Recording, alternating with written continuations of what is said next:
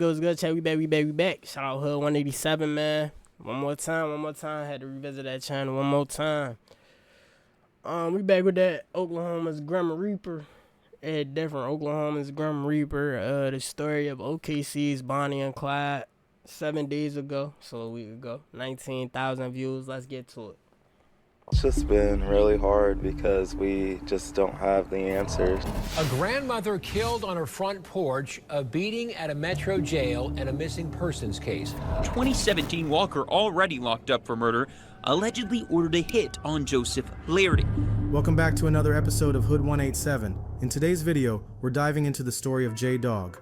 Joseph Flaherty, also known as J-Dog, was part of a gang called the 87 North Highlands Piru Bloods. This gang came from two other gangs from California, called Lime Hood and 456 Piru. Sometime between the 80s and 90s, a man named D'Angelo Long moved from Chicago to the North Highlands. He started a gang at school, called the City Boy Gangsters. The City Boy Gangsters were more of a local clique, but maintained strong ties with members of the Bounty Hunter Bloods and Skyline Piru. Later, people from Lime Hood and the islands moved into the area. This changed everything. Some stayed with the City Boy Gangsters, but most joined under Lime Hood or the 4-5 Bix. At first, many of the gangs got along with the North Highlands, but then, someone was killed near 87th Street, and after that, the gang started to grow and get more serious. By the 2000s, a man named OG Said He Said helped turn the group into the 87 North Highlands Piru Bloods. They became way more than just a love set of Pirus. It became its own gang. Given how quickly and recently the gang had evolved, it's no surprise that many youth were drawn to it, including Joseph. Joe was known as a lovable and respectful young man, but eventually Joseph followed in the footsteps of his friends and eventually joined the 87 North Highland Piru Bloods. Joseph was good at keeping his gang life a secret from his friends and family. By his 20s, Joe ended up on probation, where he had to wear an ankle monitor. It's said around this time, Joe had just come out of a relationship and welcomed his first daughter, which shifted his priorities. He wanted to be a good dad, so taking care of his daughter came first. The streets weren't as important to him anymore, but while he was being a dad, a gang war was going on between the North Highland Bloods and the Shotgun Crips. It was a very dangerous time in OKC. Joseph started seeing a woman named Aisha Stewart. Aisha was known for being a cute light-skinned girl with a baby face who could easily get anything she wanted. But J-Dog didn't know that Aisha was allegedly playing him the whole time. Aisha was connected to the Shotgun Crips, and her boyfriend, Patrick Walker, also called Taz, was a high-ranking member of the gang. Taz was known as a very violent man, and in 2003, he was facing life in prison for killing Brandon Harlan. Brandon wasn't known to officers as a gang member, just someone who had caught a few weed charges. On a Monday morning in 2001, Brandon Harlan was found dead in a white Monte Carlo at an apartment complex on 2024 North Bryant. The apartment manager saw the car and called police around 6:20 a.m. Officers arrived and found Brandon inside, with several shotgun wounds to his chest. Police believe he was shot and likely died sometime overnight, and several people nearby said they heard gunshots. Investigators spoke with witnesses, but no arrests were made that day. Later, in 2003, Patrick Walker was convicted of Brandon's murder. No one really knows if the killing was gang-related, but Taz said he did it to protect himself from Brandon. But the judge didn't believe him, so he was facing a life sentence behind that murder. While Taz was serving his sentence, he had allegedly heard about Alicia being in a relationship with Joseph. This made him really angry. According to officers, Taz noticed that he and his cellmate Charles Pendarvis looked alike, which sparked an idea in Taz's mind to plan an escape. Charles, who was scheduled for release, unknowingly became a key part of Taz's scheme. After learning about Charles's impending release, Taz made a threatening ultimatum. He coerced Charles into handing over his ID, threatening harm to Charles and his family if he refused. Fearing for his loved ones, Charles complied with Taz's demands. Pretending to be Charles, Taz was released from prison instead of his cellmate. It's y'all's job to make sure what happens, everything goes smooth. He go to court, leave court, go back to the pen. Days earlier, Taz was also visited by 3 women, Megan Hughes, Brittany Dobbs, and his girlfriend, Aisha Stewart. All 3 women were accused of selling drugs for Taz while he was in jail, likely using the drug money to fund his getaway plan. In a recorded phone call with one of them, Taz was heard saying, "I'm a bust a move right here," which meant he was planning to escape. After his release, he met up with Aisha Stewart, and together they fled to St. Louis to lay low. Both were quoted saying if they were ever caught, they would go out with a fight. Police even recovered text messages between them and their friends, revealing they were planning a shootout with officers. This prompted news outlets to dub them a modern-day Bonnie and Clyde. Modern-day Bonnie and Clyde love triangle. Their relationship raised more than a few eyebrows. Aisha was 21, and Taz was 35. People couldn't help but wonder how a convicted murderer and a woman who was only 6 years old when he went to prison end up together on the run. One reason was because they are family. Aisha is his mom's goddaughter, She had known the Walkers for a long time, and when she was a little girl, she stayed in a homeless shelter with her mom. In 2008, she and her two sisters had to live with the Department of Human Services because their mom used drugs and didn't take care of them. After that, she spent most of her time at shelters and lived with her aunt for a bit. Aisha would begin smoking weed at the age of 12, and when she was 14, she lost a baby after her boyfriend hurt her really bad. As a teenager, she got into trouble and allegedly joined the 107 Hoovers. Aisha went by the name Lady NK, standing for Neighborhood Killer. She got this name because of the rivalry between the Hoovers and Rolling 90 Crips. Her connection to Taz didn't really change anything, since the two would have been linked anyway. The love set of the Hoovers is the Shottyverse, which is made up of both Hoovers and Shotgun Crips. Many describe Aisha as childlike, innocent, and sometimes angelic, painting a picture of someone with a troubled past. But the truth was, she was just as ruthless as those she surrounded herself with, and she earned her name for a reason. But 5 days later, on the morning of December 4th, U.S. Deputy Marshals arrested Taz and Aisha without incident at an extended stay motel, catching them unarmed and off guard.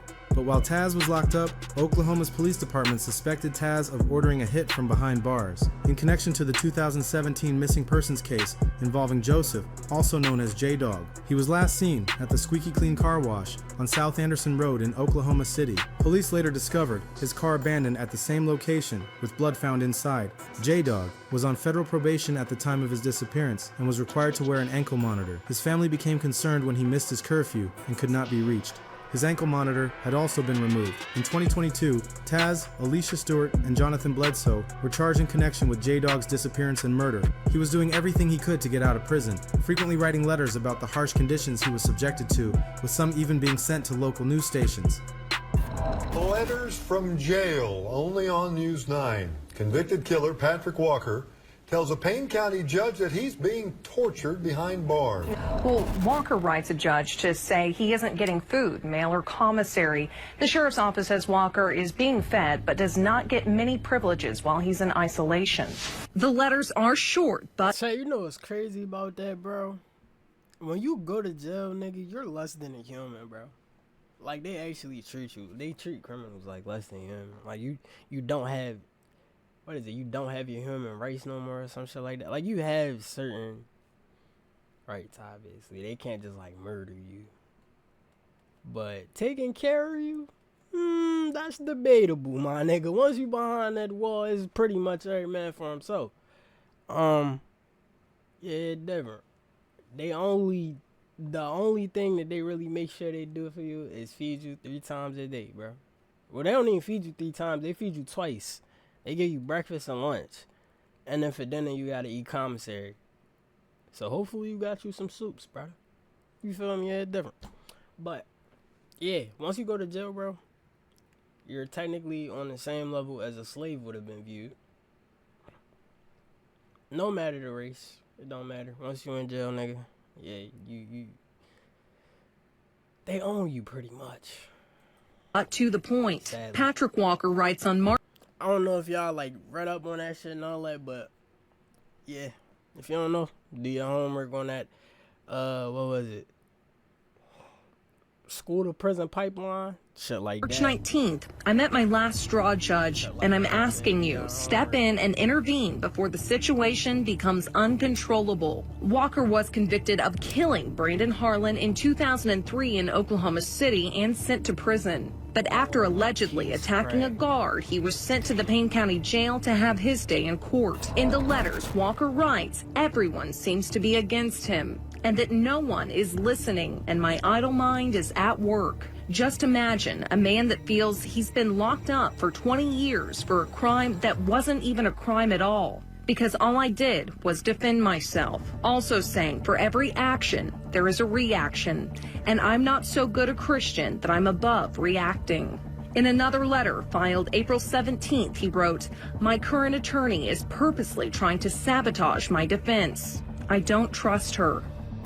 Patrick Walker, also known as Taz, chose to represent himself in several cases as he fought the justice system for his freedom. But during the month of July, his 88-year-old grandma, Velma Walker, was tragically shot and killed while sitting on her front porch on the east side of Oklahoma City. Police believe that the shooting occurred around 8 p.m. on the 32nd Hunted block of Northeast 14th Place. Family members discovered her unresponsive. About 30 minutes earlier, another relative's home had been targeted in a drive-by shooting. Police began connecting the incidents, identifying them as retaliation-style attacks likely in response to what had happened to J-Dog. More shootings and beatings would occur as the war between the Shotgun Crips and the North Highland Bloods intensified. The Shotgun Crips would also face ongoing beatings from members of the neighborhood Crips while incarcerated. Meanwhile, tensions outside the prison were escalating. Joseph's family, desperate for answers, offered up to $15,000 for any information on his whereabouts, but no one came forward. As investigators worked tirelessly to uncover any leads connecting this case to the murder, the harsh reality began to settle in. Joseph's body may never be found, and any further information might remain out of reach. This investigation was going on for nearly 7 years, but since there was no witness, no body and solid proof linking them to his murder,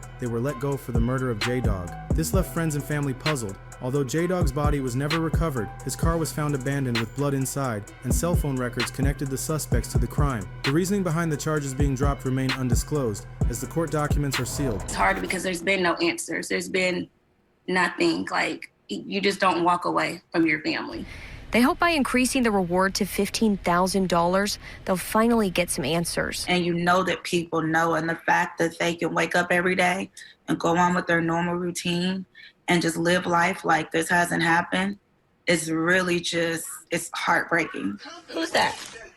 Daddy. Joseph left behind a 3-month-old daughter who's now 3. His 2 sisters say he would never have left her or not contacted someone. My uncle, he was a good person. I don't know what anybody would want to hurt him. Over the years, their family has come together to remember Joseph. Juliet and Jennifer say their mother recently passed away, never knowing what happened. Now they don't want that to happen to anyone else. And for me, the hardest part is knowing that he's out there alone, wherever he is. They're hoping the new reward amount will motivate someone to finally come forward and help them say goodbye. Because we'll never move on. Yeah. But at least we can face each day knowing that we did right by Joe. And most recently, Elijah Marie Stewart was arrested on April 17, 2025 for accessory to murder. Although this is a separate case, there's hope it could lead to new information regarding Joseph's whereabouts. Thank you for watching another episode of Hood 187. If you want to support the channel, join our membership to watch videos days before they're released. And nobody trying to hear about that shit, man.